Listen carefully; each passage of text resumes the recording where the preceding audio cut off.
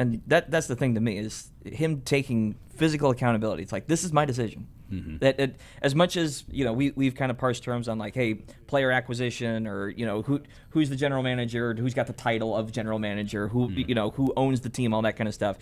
Masai, from the first introductory press conference that Dumont brought him in, it's like Dumont sought him out. They had a 5-hour conversation, but he liked what Masai was selling. That's part of the thing here. This is Masai's vision for this team, and he will, as he said, all of these are my choices. I will be held accountable for what happens next. And we can skip past hearing the soundbite. We Right. can just focus because that was one of the things that he discussed was, this is not Cooper Flagg's decision. Yes. This is not Kyrie Irving's decision. This is on me. And again, it brings me back to what I was saying earlier about leadership. This is a guy that is, listen, my neck is on the line. Right. This is nobody else. This is not even Mike Schmitz. This is not Rick Welts. This is not the Dumonts or Adelsons. This is me. I'm owning this decision. I'm making this call. We are moving on from Jason Kidd. We are moving forward as an organization. You don't say that kind of thing and with your chest the way that he did unless you, one, believe in yourself and your own ability to build an organization and build a franchise and build a roster. And two, if you don't have the ability as that leader to have everybody fall in line now behind you. And why, if you are Mike Schmitz, if you are anybody else in the personnel department, if you're a scout for this franchise, you want to follow that dude, right? Based on what we've heard so far from 2 press conferences, I don't know what he's like behind closed doors, but I imagine it's probably not all that dissimilar from what we've seen in these 2 press conferences. Why don't you want to follow that guy? Yeah.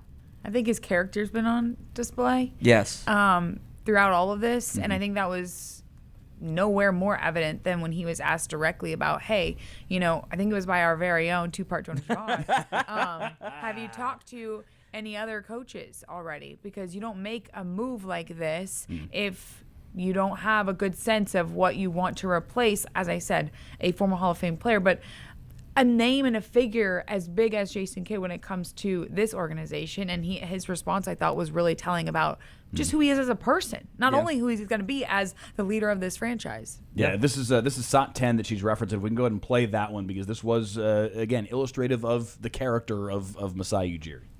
Yeah, I've not spoken to anybody. That would be disrespectful, I think. Like to Jason, I would never ever do that to any coach or any in any position that I'll be. I want to make that very, very clear. There's not one person that has gotten a phone call from me. And secondly, I think we are confident in what we know. It's not my first time, in this space. We know some of the people out there. You study this. In these jobs, to me, there are things that you have to prepare for every time. It doesn't matter what the situation is, whether it's going good, whether it's going bad, whether you're evaluating. As leaders, we always have to be prepared. And I believe we will be prepared for this. And listen, he's right. You don't make that phone call in advance. You can't. You need to. You owe any employee the respect of, we're going to have this conversation with you first, and then we'll move to that next step in the process. That said, they do need to get going on that next step of the process because they have a draft impending. They have to make decisions relative to who they want from a personnel standpoint, and you want to be able to, I don't know, as soon as a week from now, if not sooner, if at all possible, you want to be able to sit down in a room with that new head coach and talk through, all right, if we do take a Daimara, if we do take Kingston Flemings, if we do take your pick, Nate Ament, the kid out of Tennessee, whatever, how are you going to use him in your system? How are you going to incorporate him alongside Cooper Flagg? You need to be able to cohabitate that vision with whoever this person's going to be, and you can't do that until you know who this person's going to be. Well, and some of the likely frontrunners, or I shouldn't say frontrunners at this point because we generally have no idea who they're interested in, but think of a name like Sean Sweeney. Right. Definitely a potential person to be considered for this role. He's still in a Western Conference playoff series and could potentially be in a finals one. So I say that because there are current limitations to the timing of this if it is actually the fact that they want to go after a guy who's still coaching in the playoffs. Yeah, I mean, it's just important to put the timeline out there. I think it's June 23rd is the draft. So you're looking at a month and a handful of days after. So like there's a very short timetable here. And as much as when you look at that time frame, your initial thought is, well, they made the move because they have someone in mind, right? Like they know which direction they want to go. I do think it's important to remember how Masai handled this is why he is such a respected figure across the league. Yeah. Like it's how he approached it in the introductory press conference where Jason was concerned. I'm going to give him the time of day to hear him out. If we come to agreement, great. If not, we'll move on.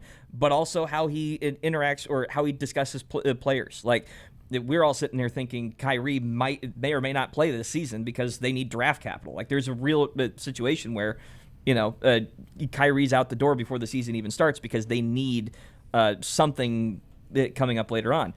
But in those answers, he was respectful of Kyrie the entire way.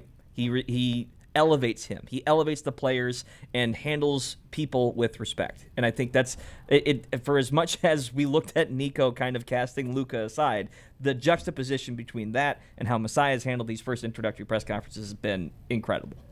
With all that, the Jason Kidd era in Dallas is now over. The post-Luka Doncic trade era kind of feels like it has come to an end, and now a new era is able to open up for Dallas Mavericks as an organization and for their fans.